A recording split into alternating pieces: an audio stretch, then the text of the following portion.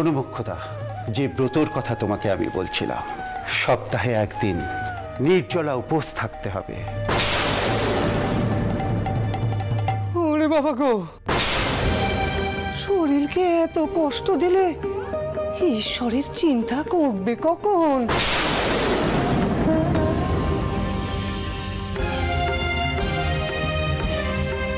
বলছিলাম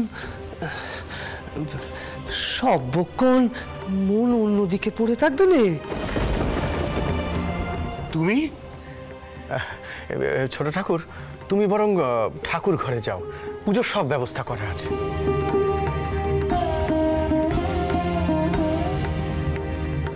দাঁড়াও, কৃচ্ছ সাধনে তুমি বিশ্বাস করো না? ভোগের পথে কি ঈশ্বর লাভ করা যায়? তোমার কি মত?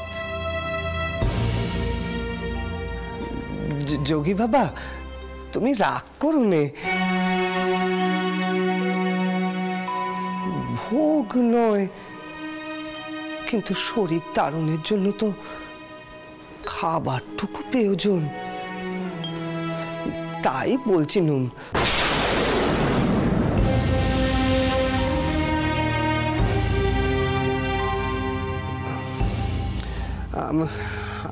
আমি আসি গো মিত্তির মশাই, ঠাকুর ঘরে চললুম।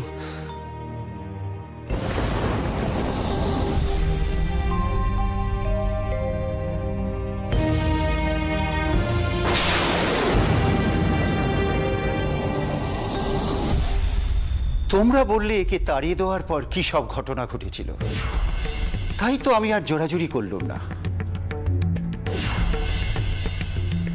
তবে জানি না এ কতদূর কি পুজো করবে। পুজোয় ওনার একেবারে মন নেই গো, একেবারে মন নেই গুরুদেব। কিন্তু পাছে কোনো অঘটন ঘটে, তাই তো তাকে তাড়াতেও পারিনি। গুরুদেব, আপনি আজ আমার বেতখানা দেবেন তো?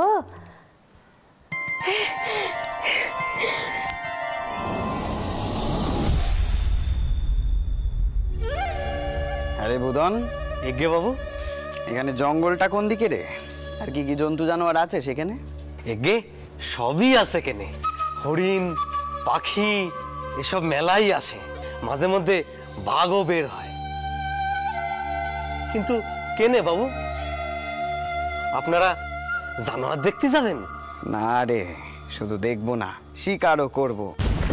শোন, তোরা দুজনে কিন্তু যাবি আমার সাথে, সেখানে শিকারের সরঞ্জাম নিয়ে আমার সাথে সাথে থাকবি, দেখিয়ে দিবি কোন দিকে গেলে ভালো শিকার পাবো। এবারে কলকাতায় ফিরে দত্তদের দেখিয়ে আসবো। কিন্তু বাবু, এই জঙ্গলে তো শিকার চলবে ক্লাই? যোগিনী মায়ের আদেশ তোরা জানিস না? যোগিনী মা সে আবার কে? তোরা জানিস না এই তালুকে শুধুমাত্র রানীমার নির্দেশ চলে, ওসব যোগিনী মা টগিনীমার নির্দেশ চলে না। না বাবু, আমরা শিকারে যাবো নাই বটে, আমরা সকলে তো শিকার ছাড়ান দিছি। তার মানে শিকার ছেড়ে দিয়েছিস মানে কি? তোরা তাহলে কি করিস এখন? কেন কেন আমরা চাষবাস তো করি, তোমাদের মজুরি করি, যোগিনী মা আমাদের ভুলাইছে? শোন, সব যোগিনী টগিনী আমি জানি না, এই তালুক আমাদের, এখানে আমার যা ইচ্ছে আমি তাই করব, কারোর কোনো নির্দেশ মানার প্রয়োজন আমি মনে করি না। আর খবরদার খবরদার আমার সামনে তোরা কেউ ওই যোগিনী মায়ের নাম নিবি না। এখন যা, আমার জন্য শিকারের সরঞ্জাম জোগাড় কর, যা।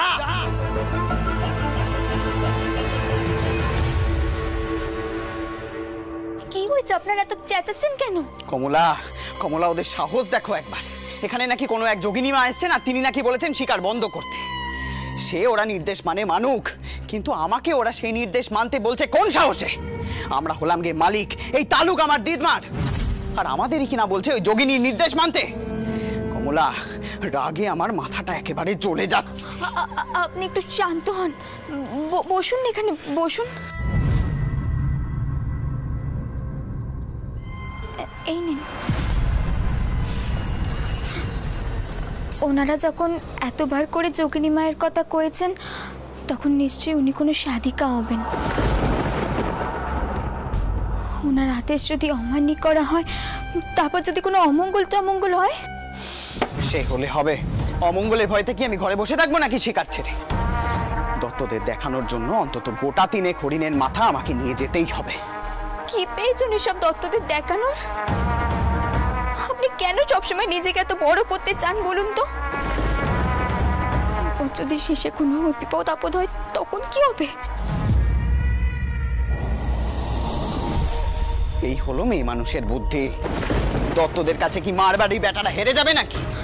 তা কখন হয়? শিকার তো আমি করবই করবই।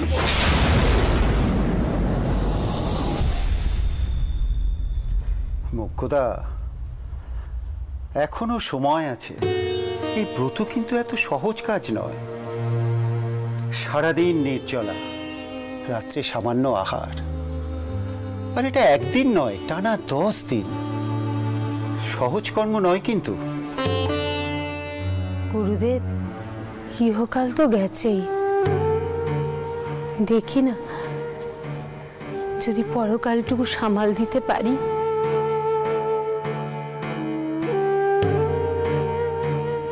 সে কোন কালে বেদবা হয়েছি নিজেই ভুলে গেছি।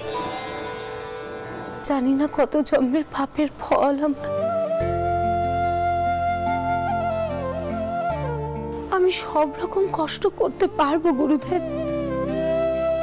আপনি বেতখানা দিন আগে, সারাদিন তো জব করেই যাব, পেটের জ্বালা বুঝবো কি করে? পিসিমা, কবরেজ মশাই কিন্তু বলে গিয়েছিলেন দিনের পর দিন অনিয়ম করে খাওয়া দাওয়া করার জন্য আপনার পেটের ঘা বাড়ছে। এর পরে বাড়াবাড়ি হলে রক্তবমিও হতে পারে। এই অবস্থায় আপনি দেখো বাবা দিগম্বর, শরীর অনিত্য, আজ আছে কাল নেই। শরীরের কথা ভেবে কি আত্মার অবনতি ঘটানো চলে? আর আজ যদি তুমি পরকালের কথা না ভাবো তাহলে কবে ভাববে? আর আমি তো খুব খুশি হয়েছি, মোক্ষদাই ব্রত করতে রাজি হয়েছে কেবলমাত্র পরকালের কথা ভেবে। দেখো বাপু, একটা কথা আমি না বলে থাকতে পারছি নে। শরীরই যদি পাত হয়ে যায় তাহলে পরকালের কথা চিন্তা করবে কি করে গো টান্দি?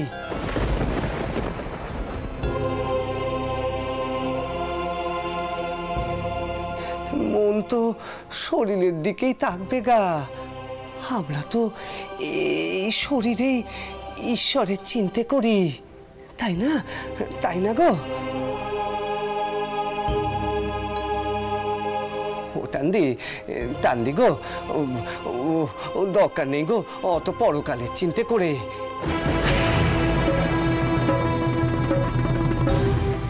তার থেকে ইহকালে কি করতে পারো সেটা দেখো, তাতেই পরকালের পথ তৈরি হবে গা।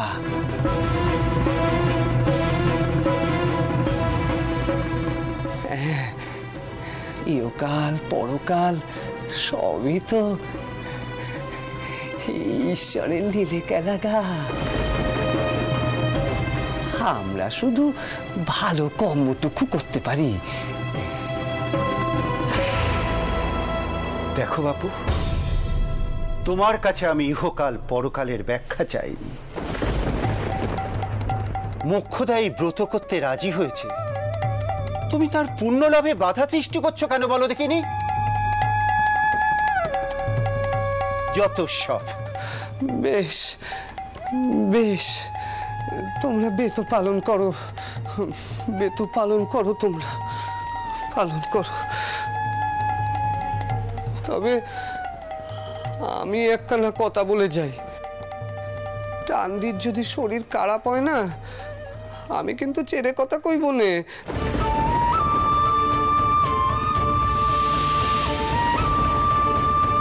ছেড়ে কথা কইব নে, আমি ছেড়ে কথা কইব নে। এই যে তুমি বললে তুমি নাকি ওকে পছন্দ করো না, নানা বিষয়ে তোমার নাকি ওর সাথে মতভেদ আছে, তাহলে ও তোমার বিষয়ে কেন এত মাথা ঘামাচ্ছে? সেটাই তো আমি ঠিক ধরতে পারছি না গুরুদেব। আমি ধরতেই পাচ্ছি না কেন। আসলে আমাদের বাউন ঠাউর ওরমই খ্যাপা, জানেন গুরুদেব। পিসিমা, তুমি ছোট ঠাকুরকে পছন্দ না করলেও ছোট ঠাকুর কিন্তু আমাদের সকলের মঙ্গল অমঙ্গলের চিন্তা করেন।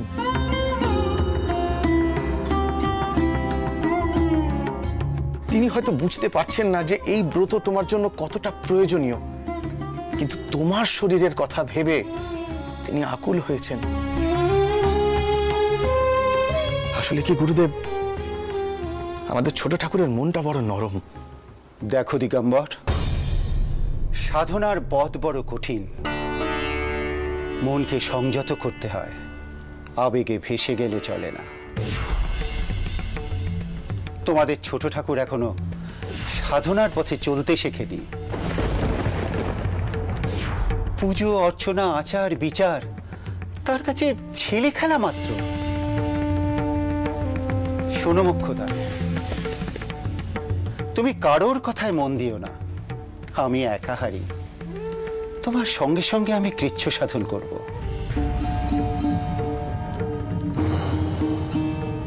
আর মনে রেখো, এ শরীর মায়া মাত্র।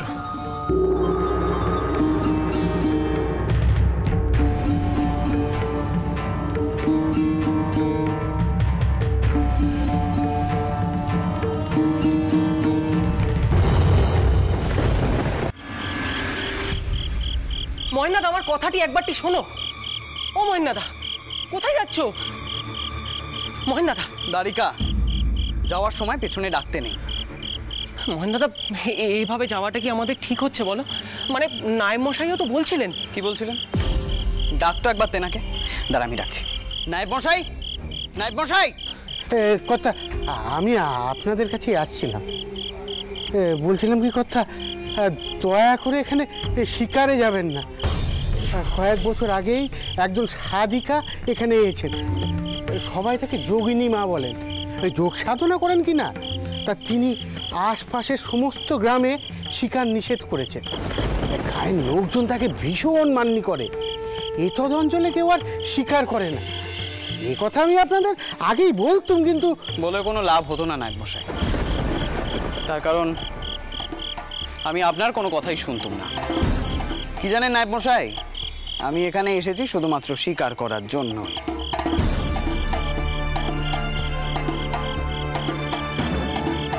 আর আপনি তো জানেন নায়েব মশাই, আগেকার দিনে রাজরাজারা জমিদাররা যখন বাইরে বেড়াতে যেতেন তখন তারা শিকার করেই বাড়ি ফিরতেন।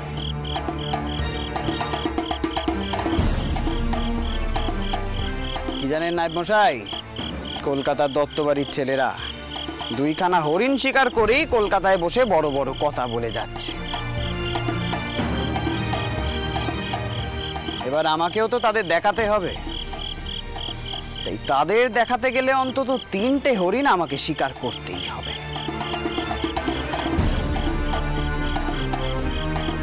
আর হরিয়া আর বুদন কোথায়? তাদের তো কোথাও দেখছি না। না সুদাদা?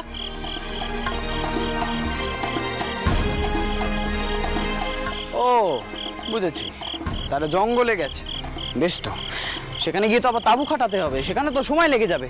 না না দর্শকদা, তুমি তাড়াতাড়ি জিনিসপত্র গুছিয়ে নাও, তাড়াতাড়ি।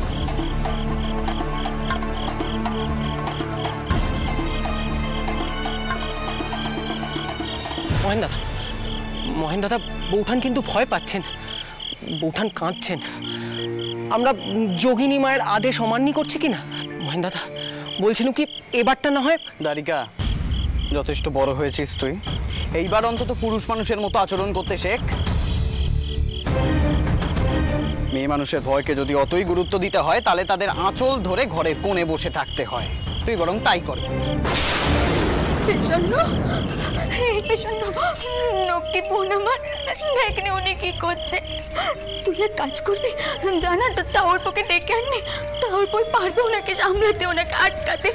জানে উনি একখানা সর্বনেশ না করে দেখছি থামবেননি। জানি আমি জানি। আগে আমি বলছিলাম কি কথা, আর একবার যদি ব্যাপারটা ভেবে দেখতেন।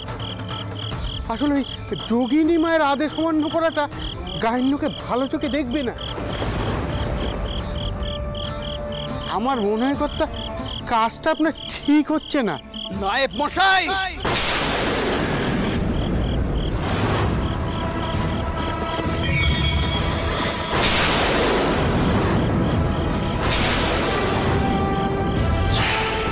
আর একটা কথা বললে আপনার বুকটাকে একেবারে ফুটো করে দেবো নায়েব মশাই। মহেন দাদা, মহেন দাদা কি করছোটা কি? থামো মহেন দাদা। আপনি তো জানেন আমার জেদ, আমার জেদ চাপলে আমি কিন্তু কাউকে ছেড়ে কথা বলি না, সুতরাং আমাকে ভয় দেখানোর চেষ্টা একদম করবেন না আপনি। মহেন দাদা, মহেন দাদা কি করছো? কি তুমি কি করছো? নামো, ছাড়। তুমি কি করছো মহেন দাদা? এদিকে এসো, এদিকে এসো। বল ছাড়। কি করছো কি তুমি মহেন দাদা? তোমার কি মাথা খারাপ হয়ে গেছে? এক্ষুনি এখানে একটা বড় কোনো অঘটন ঘটে যেতে পারতো। দেখো, ওনারা যখন বারবার করে নিষেধ করছেন, তাহলে কেন এখন যাচ্ছ তুমি শিকার করতে? এখন এমনিতেই অন্ধকার হয়ে গেছে, রাস্তাঘাট ভুল হয়ে যেতে পারে। কেন, বুদন আর হরিয়া আছে কি করতে? সে দেখাবে আমাকে পথ, আর না দেখালে চাবুক পেটা খাবে আমার কাছে। এত বড় বড় কথা না আমাকে বলতে আসবি না। এখানে আসার আগে আমার সাথে যদুর কথা হয়েছিল, তাকে তো আমি বলেছিলাম যে আমি শিকার করে তবে বাড়ি ফিরবো। কই, তখন তো কেউ আমাকে বারণ করলো না। আর এখন যদি আমি শিকার না করে কলকাতায় ফিরি, আমার কোনো মান থাকবে? মহেন দাদা, এইসব তুচ্ছ মান মর্যাদাকে তুমি কেন এত গুরুত্ব দাও? আমরা তো এখানে আসার আগে জানতুমই না যে এখানে শিকার করা নিষিদ্ধ। আর দেখো, নিয়ম যা হয়েছে তা তো ভালোর জন্যই হয়েছে। শুধু শুধু পশু মেরে কি লাভ বলো তো? মানুষ থাকবে অথচ পশু থাকবে না, তা তো হয় না। দেখো মহেন দাদা, আমার কথাটা শোনো। আমরা না হয় এমনি জঙ্গলে ঘুরে বেড়াবো, তোমার যতক্ষণ ইচ্ছে হয় ততক্ষণ ঘুরে বেড়াবো, কিন্তু শিকার করবো না। না ভূপাল, একবার যখন আমি বলেছি শিকার করব, তখন আমি করবই। কেউ আমাকে আটকাতে পারবে না। যোগিনী মাঠার নির্দেশ আমি মানি না। কোথাকার কোন মা এসে বলল আর জানবাজারের মহেন্দ্র দাস মেনে নেবে সে কথা? তা কখনো হয় না। শোন ভূপাল, যদুরও আমার সাথে যাওয়ার কথা ছিল, নেহাত সে এখনো পাশের তালুক থেকে এসে পৌঁছয়নি। তাই আর তোকে তো আমি ধরিই না। তুই পারিস কেবল লাটালাটি করতে। এসব শখ আহ্লাদের মর্ম তুই কি করে বুঝবি? মহেন দাদা দেখো, সর্বক্ষণ কিন্তু তোমার এই ছেলে মানুষই সহ্য করা যায় না। এখানে যদি এখন কোনো একটা বিপদ আপদ হয়ে যায়, তার দায়িত্ব কে নেবে? বাবা মশাই আর মেশোবাবু পই পই করে বারণ করে দিয়েছিলেন যেন আমরা কোনো ঝুঁকি না নিই। আমি তো তোকে বললুম, এসব বড় বড় কথা নিজের কাছেই রাখ। একবার যখন আমি বলেছি আমি যাব, তখন আমি যাবই। দাশু দাদা, মালপত্র নিয়ে এসো তাড়াতাড়ি। মহেন দাদা, আমার কথাটা শোনো, যেও না।